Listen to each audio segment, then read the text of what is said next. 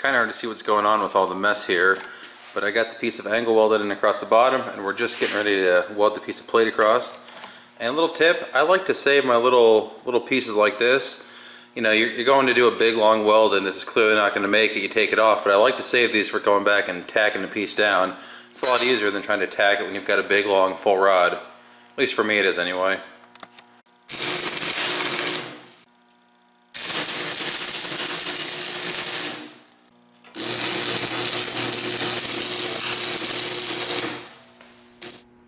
One side's done, and of course I'm about ready to run out of welding rods. I got about 5 left, so I haven't welded the back side of this plate yet. It's just kind of tacked in there, and I think we'll do the same over here, just get it all tacked together, because I would like to get the hinges tacked on so this piece and the fork are all one piece as of tonight.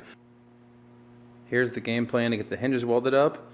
I was going to run a piece of pipe all the way through there, through both sides, but then I realized as I went to take the elbow off, somebody tack welded it on there. So that plan's out. So what I've gotten rigged up here is just got this side clamped down, and I took a piece of angle iron that I checked, and it seems to be, from what I can tell, perfectly straight. And when I hold it nice and snug on the pin over here, it comes out, I mean, almost perfectly centered over here. So in theory, it should be a nice straight shot. That pin's going to be pointed straight this way. And then once we get that welded up, I'll probably clamp this angle to the pin right here and use that to square up this side. Essentially, I'm just squaring everything up off of this. If it's not, you know, necessarily closing perfectly square with the back piece, you know, so be it. I think it's going to be a case of where good enough is just good enough. I'm not making this for somebody else. It wasn't, if you remember what we started with, this thing was all twisted, so I think it's going to be just fine.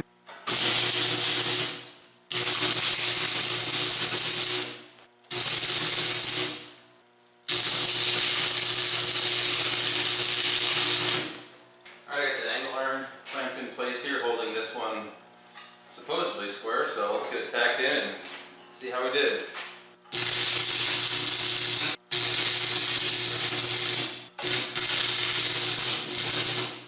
And now we're going to tack the center part of the hinge to the grapple itself.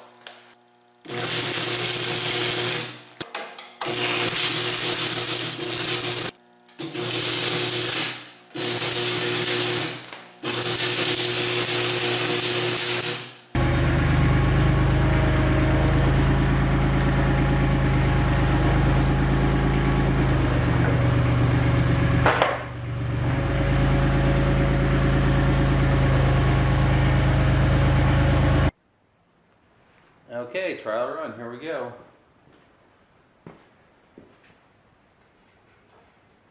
Doesn't bind whatsoever.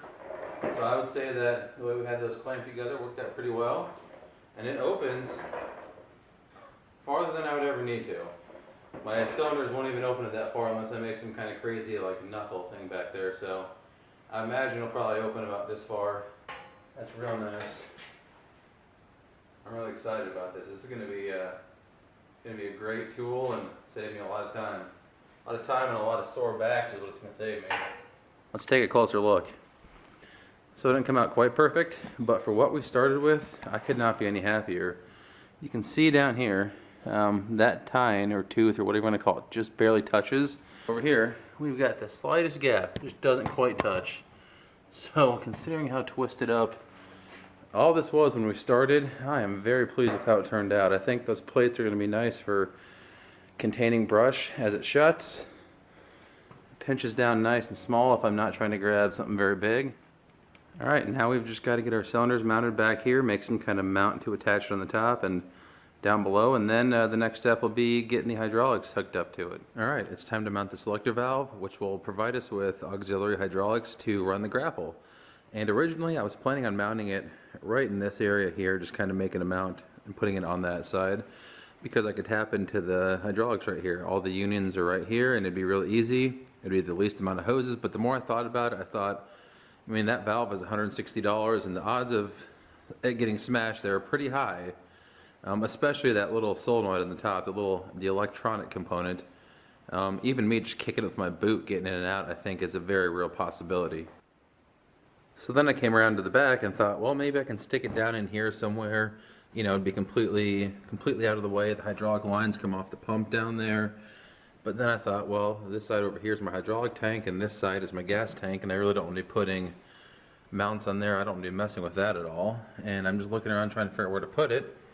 And I came out over here and sat here and looked at this toolbox for a minute and realized these two lines right here are what I need, and the fittings are just right there. So I think we're going to yank this toolbox off and we're going to mount that valve right where that box is at. There's actually not even any tools in here. It's full of chain. The previous owner used it to move round bales. That was one of its chores.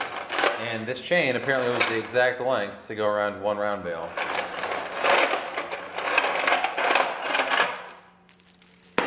I might put this on the other side just because it is nice to have chain with you.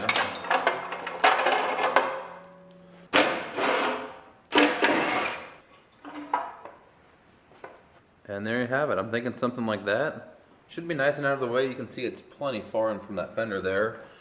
Obviously we will have hydraulic lines coming off that side, out here going back down in, and off this side going back down in.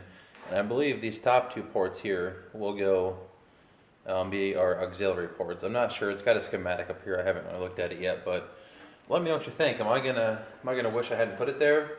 It's gonna be a week or two before I get on that still, so jump down in the comments below. Let me know what you think. Is that gonna be a dumb spot for that? But I think it's gonna work out nice. It'll be just quick and easy to actually get it rigged up, and then as far as running the lines up to the front, it'll be two hydraulic lines, I believe, at the top. They'll go back in, up, and then right down along the top of the arm. Actually, I'm thinking I might, if there's clearance, I might stick them on the inside here.